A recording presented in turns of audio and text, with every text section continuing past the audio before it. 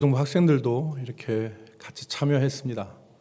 또 우리가 이제 성찬식을 거행하게 되는데 옆에 있는 분하고 한번 인사하도록 하겠습니다. 옆에 계신 분들 둘이 한번 보시고 눈동자를 보시고 인사하십시오. 따라하시기 바랍니다. 제 말대로 옆에 계신 분한테 이렇게 말하십시오. 잘생긴 것이 죄라면 당신은 무기징역감입니다.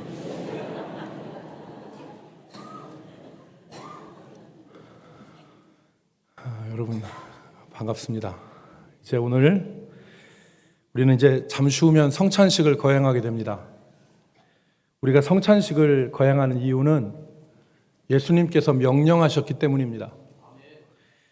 고린도전서 11장 24절에 보면 예수님께서 떡을 떼셔서 축사하시고 이르시되 이것은 너희를 위하는 내 몸이니 이것을 행하여 그랬습니다. 이것을 행하여 이 성찬식을 행하여 나를 기념하라 그렇게 말씀하시고 25절에서는 잔에 대해서도 이것을 행하여 마실 때마다 나를 기념하라 그렇게 하셨습니다. 여기서 기념이라는 말은 기억하라는 말입니다. 이것을 행하여 나를 기억하라.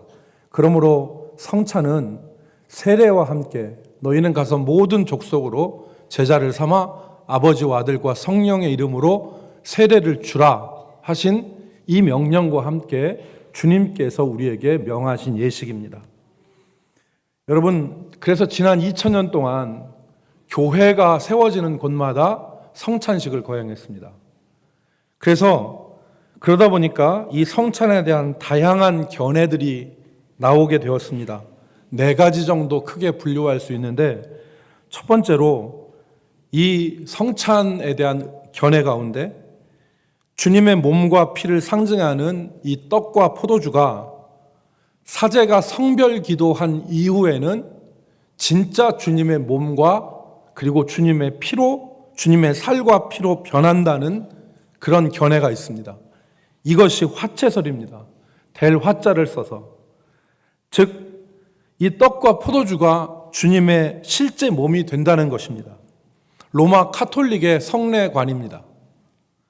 두 번째 성찬에 대한 견해가 공제설이라고도 하고 공채설이라고도 하는데 있을 제자를 써서 주님이 이 떡과 포도주와 함께 계신다 혹은 주님의 몸이 몸치자를 써서 함께 계신다라는 뜻이 공채설입니다. 무슨 말이냐면 성찬의 떡과 포도주는 주님의 몸으로 변화되는 것이 아니라 떡은 떡대로, 포도주는 포도주 그대로 있지만 성찬을 거할 때 그리스도의 살과 피의 본체가 이 떡 안에 그리고 떡 옆에 주님의 실제 몸이 임한다고 보는 견해입니다. 이걸 공제설이라 그럽니다. 종교개혁자 루터와 루터파 교회에서 생각하고 믿는 성례관입니다. 떡 안에, 포도주 안에 주님의 몸이 임한다는 것입니다. 함께 있다는 것입니다. 세 번째가 상징설인데 이 상징설은 스위스의 종교개혁자 찌빙글리라는 사람이 주장했습니다. 떡과 포도주는 결코 주님의 몸과 피로 변화될 수 없다. 또한 루터의 견해처럼 성찬식을 하는 가운데 그 떡과 포도주 안에 또 옆에 주님의 살과 피의 본체가 같이 할 수 있는 게 아니다. 떡은 떡이고 포도주는 포도주고 이것은 주님이 십자가에서 찢으신 살과 흘리신 피를 상징하는 것이다. 그래서 상징설입니다. 네 번째 견해가 영적 임재설인데 영적 임재설. 떡과 포도주가 결코 주님의 살과 피로 될 수 없다는 것은 사실이지만 이 떡과 포도주는 단지 상징에 그치는 것이 아니라 믿음으로 이 떡과 이 잔에 참여할 때 영적으로 그 자리에 주님이 임하셔서 믿음으로 떡을 받고 믿음으로 잔을 받는 그 사람과 함께 하신다는 것이 영적 임재설입니다. 종교개혁자 존 칼빈의 견해입니다. 우리는 개혁신앙의 전통에 따라서 화채설과 공제설을 우리는 받을 수 없습니다.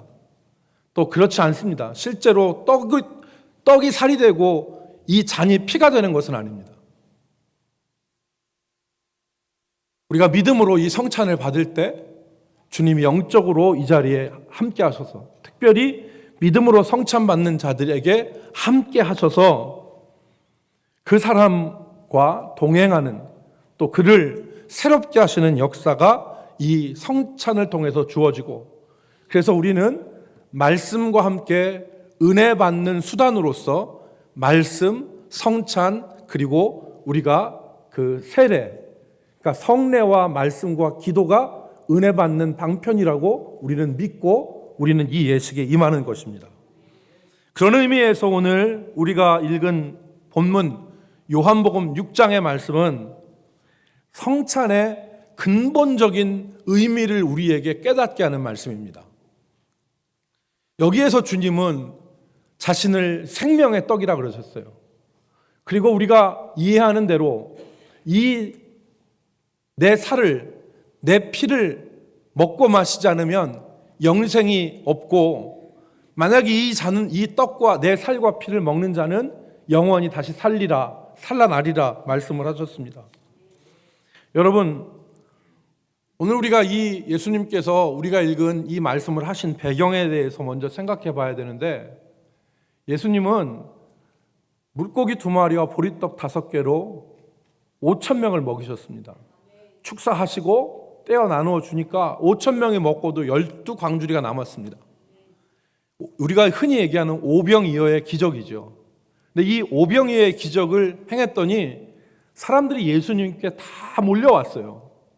왜냐하면 예수님이 기적을 행하셨으니까 이보다 더 신기한 것이 어디 있습니까? 떡을 먹으러도 왔고 예수님이 하시는 병을 고치려고도 이 사람들이 몰려왔어요. 그랬을 때 예수님이 그들에게 진짜 중요한 것 하나 짚어서 하신 말씀이 있어요. 그것이 요한복음 6장 27절에 나오는 썩을 양식을 위해서 일하지 말고 영생하도록 하는 양식을 위해서 일하라. 예수님이 그렇게 말씀하셨어요. 이 떡, 잠시는 배부를지 모르지만 이거 썩을 양식이다. 그러니까 영생하는 양식을 위하여서 일하라. 그렇게 말씀하신 것입니다. 그리고 여러분, 예수님이 도전적으로 말씀하셨는데 그것이 바로 그 뒤에 이루어지는 오병이어의 기적, 썩을 양식이 아니라 썩지 않을 양식을 위해서 일하라고 하신 다음에 예수님은 내가 그 떡이다 그랬어요. 내가 그 떡이다. 그래서 오늘 48절 말씀해 보니까 내가 곧 생명의 떡이라 그렇게 말씀하셨습니다.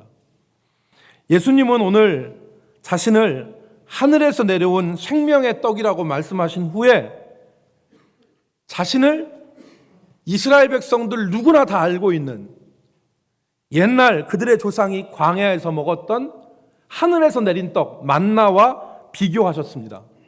그러므로 생명의 떡, 하늘에서 내려온 참된 양식인 자신을 밝히셨어요. 여러분, 옛날에 이스라엘 백성들에게 내렸던 그 떡과 만나와 지금 생명의 떡이라고 하는 예수님과의 비슷한 점도 있고 차이점도 있습니다. 비슷한 점은 둘 다 하늘에서 내렸다는 겁니다. 그런데 다른 점이 있어요. 그게 뭐냐면 광야에서 내린 떡을 먹었던 자들은 죽었지만 참된 양식인 생명의 떡인 예수님을 먹는 자는 죽지 않는다는 것입니다. 여러분 49절 말씀 보십시오. 너희 조상들은 광야에서 만나를 먹었어도 죽었거니와. 한 절 건너뛰어서 51절 말씀해 보십시오. 나는 하늘에서 내려온 살아있는 떡이니 사람이 이 떡을 먹으면 어떡하리라? 영생하리라 그랬습니다. 그리고 53절 말씀에서 예수님은 뭐라고 했습니까? 53절 말씀을 같이 읽습니다. 예수께서 시작. 예수께서 이르시되 내가 진실로 진실로 너희에게 이르노니 인자의 살을 먹지 아니하고 인자의 피를 마시지 아니하면 너희 속에 생명이 없느니라. 여러분, 그러니까 오늘 예수님은 요한복음 6장 전체에 걸쳐서 생명의 떡인 자신에 대해서 밝히시는 거예요. 오늘 우리는 이 말씀을 통해서 우리가 성찬에 임하는, 성찬이 가지고 있는 정말 본질적인 의미, 이 성찬에 우리가 어떻게 참여해야 되는지를 발견할 수가 있습니다. 그걸 이제 알아보겠는데, 첫 번째로 이 성찬에 참여하는 것은 죽느냐 사느냐의 문제가 여기에 달려 있습니다. 이해가 안 되시겠지만 많은 사람들이 성찬을 형식적으로 이 성찬에 참여하고 이 성찬을 그냥 종교적인 형식에 지나지 않는다고 생각하면서 참여합니다. 그러나 여러분, 오늘 우리가 읽은 요한복음 6장에 보면 그것이 아님을 우리가 깨닫습니다. 왜냐하면 오늘 요한복음 6장 32절부터 우리가 읽은 59절까지가 전부 다 이 떡에 대한 얘기입니다. 32절부터. 그러니까 요한복음 6장을 시작하고 오병이의 기적이 있고 썩을 양식을 위해서 일하지 말고 썩지 않을 양식을 위해서 일하라고 말씀하신 뒤에 예수님이 32절부터 하신 말씀이 59절까지 생명의 떡한 얘기로 일관되게 진행이 되고 있어요. 그런데 이 32절부터 59절 말씀 가운데서 계속해서 반복되어지는 말씀이 있습니다. 그게 뭐냐면 사느냐 죽느냐의 문제예요. 사느냐 죽느냐의 문제. 여러분, 39절에서 예수님이 자기의 임무를 밝히셨어요. 39절, 나를 보내신 이의 뜻은 내게 주신 자 중에서 내가 하나도 잃어버리지 아니하고 마지막 날에 다시 살리는 이것이니라 그랬어요. 살리는 이것이니라. 40절 말씀도 보십시오. 내 아버지의 뜻은 아들을 보고 믿는 자마다 영생을 얻는 이것이니 마지막 날에 내가 이를 다시 살리리라 하시니라 그랬습니다. 살린다는 말이 나왔죠. 39절 40절에. 그리고 조금 내려가면 40절에 다시 살리리라 그랬어요. 마지막 날에 내가 다시 살리리라 그랬습니다. 여러분, 49절과 50절에는 살린다는 말에 반대말이 나옵니다.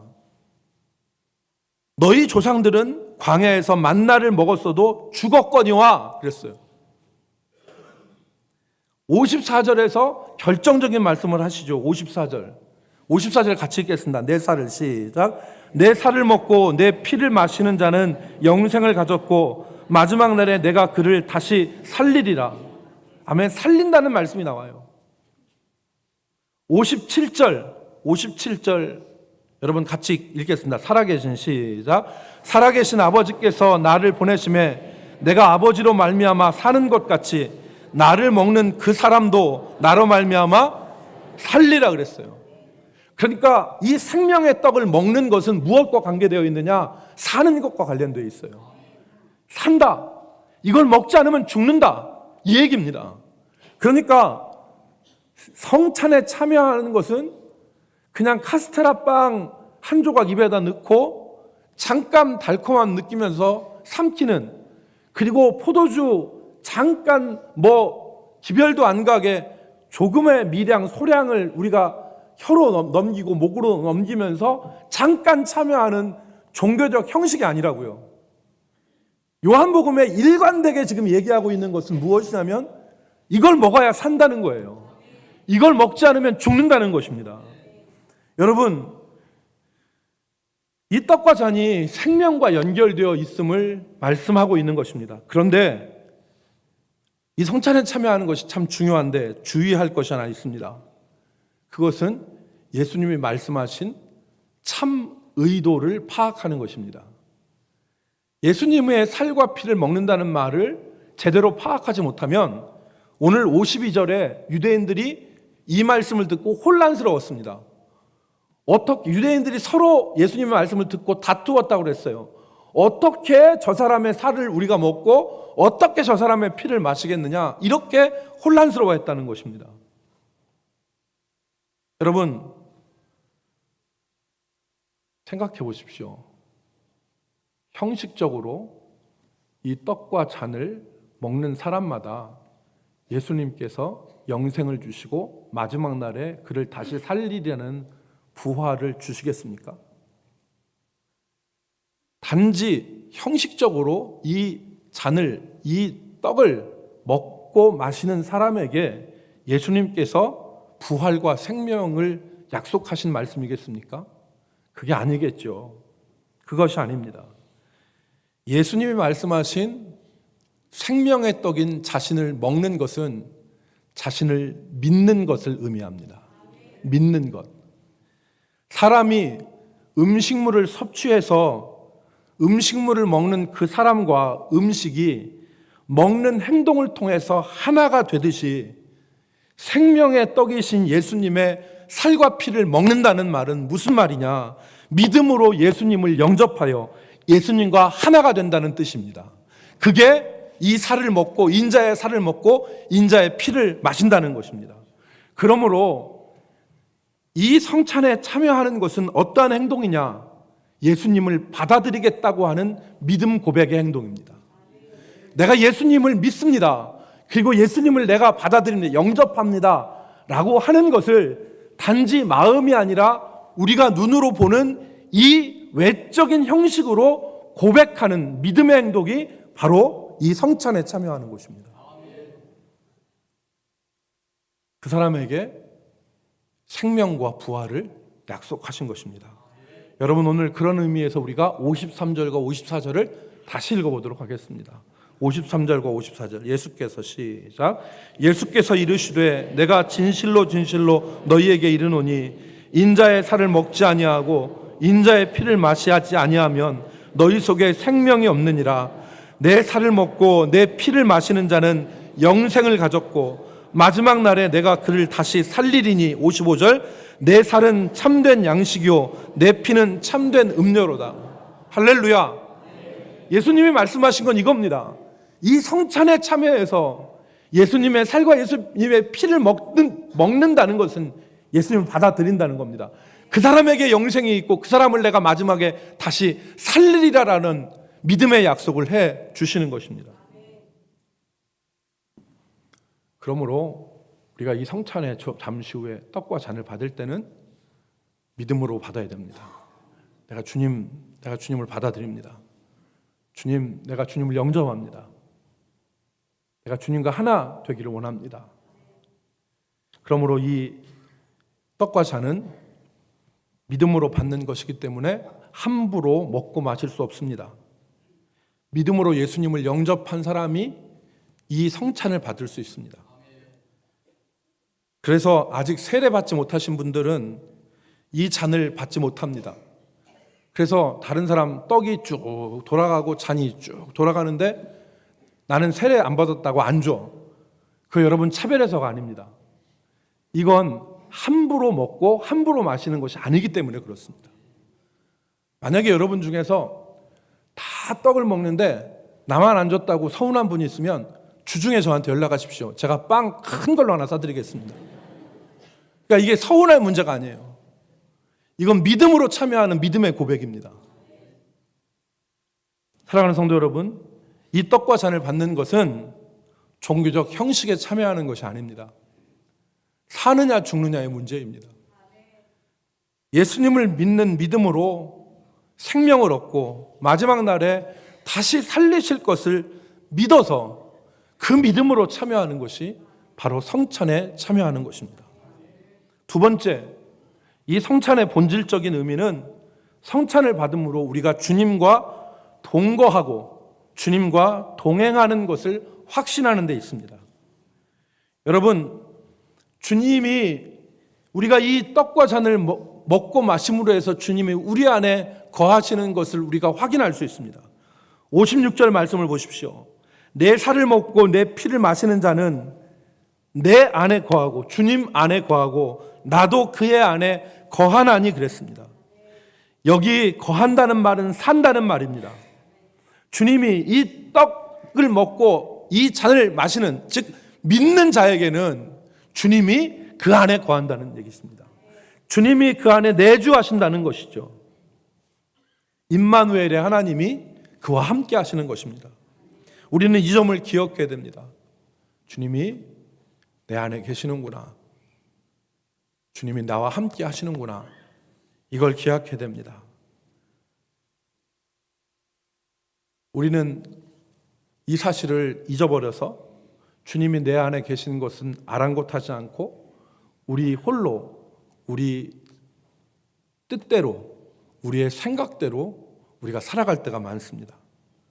평상시에는 내 뜻대로, 내 마음대로, 내 생각대로 그렇게 살다가 어려움을 당하거나 내가 필요할 때면 주님을 찾습니다. 그게 아니라는 거예요. 내가 필요하고 내가 어려울 때만 주님을 찾는 게 아니라 내가 믿음으로 예수님을 영접하면 예수님이 내 안에 계시다는 겁니다. 이 살을, 이 떡을, 이 잔을 먹고 마시는 자마다 내가 그 안에 거하고 그가 내 안에 거하느니라. 여러분, 왜 이게 안 될까요? 왜 우리는 주님이 나와 함께 계심을 의식하지 못하고 그걸 믿지 못하고 우리 마음대로 살아갈까요? 우리의 종교적인 전통 때문에 그렇습니다. 여러분, 우리나라가 고려시대에 불교가 융성했습니다. 조선시대에 이 불교가 탄압을 받아서 전부 다 산골짜기로 올라갔습니다. 그런데 조선이라는 사회가 유교 사회였지만 사람들의 신앙은 불교 신앙을 가지고 있었잖아요. 그러니까 자기 뜻대로 살아. 그러다가 무슨 일이 안 되거나 힘들면 산에 올라가서 염불하고 불공하고 내려옵니다. 그리고 또 자기 마음대로 살아. 이 종교적인 어떠한 그런 모습들이 우리 가운데 배어서 예수 그리스도를 믿고 고백하고 신앙하지만 내 마음대로 살다가 어려운 일만 터지면 내가 필요할 때면 예수님 찾는 거예요. 그게 아니라는 겁니다. 성찬에 참여하는 것은 나 홀로 사는 것이 아니라 주님이 내 안에 계시고 내 안에 내주하시면서 나를 진리의 길로 인도하신다는 것을 믿으며 살아가는 것입니다.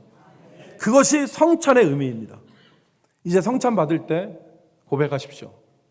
주님, 내 안에 계심을 내가 믿습니다. 내 안에 계셔서 나와 함께 하시고 나를 진리에 여기신 성령께서 인도하실 것을 믿습니다.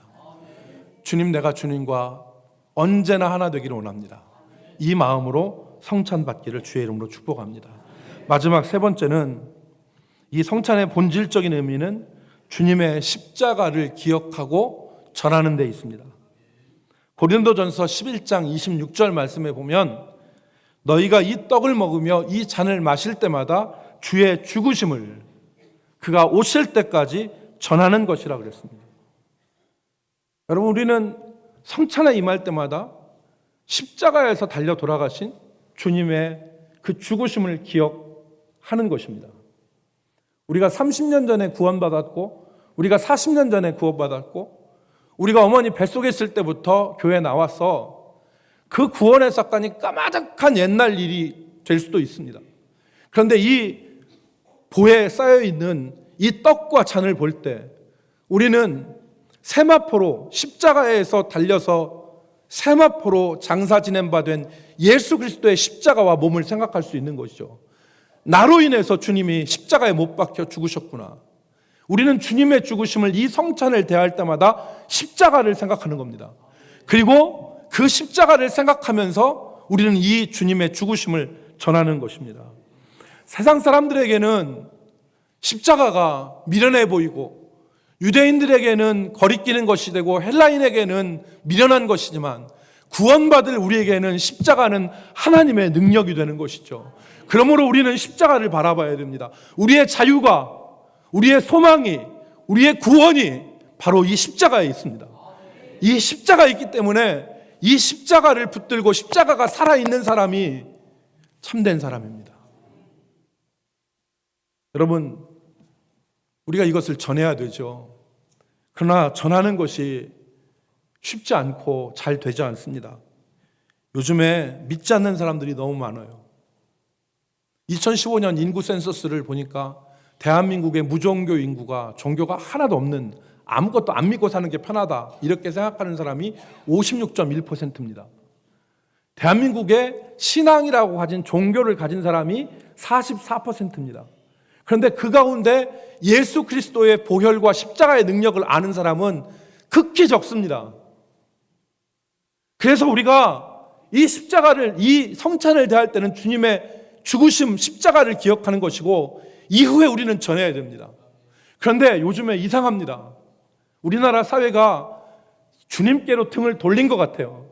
물론 거기에는 목회자의 성폭력, 교회 세습, 말도 안 되는 이런 사건들이 있어서 우리가 얘기할 수 없는 형편에 있어요. 그러나 여러분, 우리 사회가 우리가 걱정됩니다. 우리 교회 한 성도, 자영업을 하는 성도한테 들은 얘기인데, 그 자영업을 경영하기 위해서 아르바이트생을 쓴대요. 그런데 이분이 아르바이트생 때문에 하도 고생하다가 꾀를 내는 방법이 베트남 사람, 외국인들을 쓰는 거래요. 한국 아르바이트생들은 오면 일은 죽으려고 안 하려고 하고 돈 한 푼이라도 안 받으면 난리가 난답니다. 국민들이 일하고 성실하고 이렇게 살려고 하는 생각이 없어지고, 반면에 저 못 사는 나라 국민들은 어떻게 하냐면 그래도 돈 받으면 성실하게 일하려고 하고 근면하게 일하려고 하고. 여러분, 우리가 옛날에 도산 안창원 선생이 미국에서 유학 가 있을 때 그 미국 사람들이 도산 안창원 선생님한테 화장실 청소하는 걸 맡겼더니 도산 안창원 선생이 눈으로 대충 하는 게 아니라 죽게 하듯 해서 그 미국에 있는 사람들이 도산 안창원 선생을 귀히 봤다잖아요. 서독에 파견된 우리 간호사들이 서독 사람들이 싫어하는 시체 닦고 환자들을 뒤집어서 이렇게 간병하고 하는데 너무 열심히 하니까 이 나라가 정말 못 살고 지지리도 못 사는 나라지만 이 나라는 소망이 있다. 왜? 국민들의 정신이 살았기 때문에. 그런데 요즘에 우리의 정신이 이상해졌어요.